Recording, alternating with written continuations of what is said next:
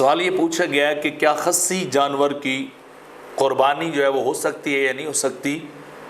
तो उसका जवाब ये है कि अगर ये नियत हो कि मेरा जानवर मोटा हो जाएगा, फरबा हो जाएगा, ज़्यादा कवी हो जाएगा क़ुरबानी वाला, तो फिर खस्सी कराना जो है वो जायज़ है जानवर को। इसके अलावा किसी और गरज से जानवर को खस्सी जो है वो शर्अन नहीं करवाना चाहिए। और खस्सी जानवर की क़ुरबानी जो है वो गैर खस्सी जानवर की बनिस्बत ज़्यादा अफजल है, क्योंकि आका अलैहिस्सलाम ने भी ऐसे ही फरमाया था। हज़रत जाबिर रज़ियल्लाहु तआला अन्हु रिवायत करते हैं कि ईद उल अज़हा के दिन आका अलैहिस्सलाम ने सींगों वाले स्याह और सफ़ेद धब्बे वाले 2 खस्सी मेंढे जो थे वो ज़बह किए थे। तो इन बराह रास्त इस सुन्नत से हमें इसका पता चलता है कि खस्सी जानवर को ज़बह किया जाए तो वो ज़्यादा बेहतर है, ताकि ज़्यादा मोटा, ताज़ा और तगड़ा जानवर जो है वो अल्लाह के रास्ते में दिया जाए, तो ताकि क़यामत के दिन वो अपने क़ुरबान करने वाले को जल्दी से लेकर पुल सिरात से वो गुज़र जाए।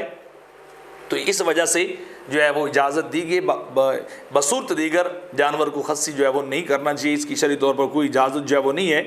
ये हदीस शरीफ के अंदर भी है, बाकी फतावा फ़िक़ा की किताबें, फतावा शामी, फतावा हिंदिया यानी आलमगीरी के अंदर भी इसी चीज़ को इस तरह ही लिखा और मेंशन किया गया है।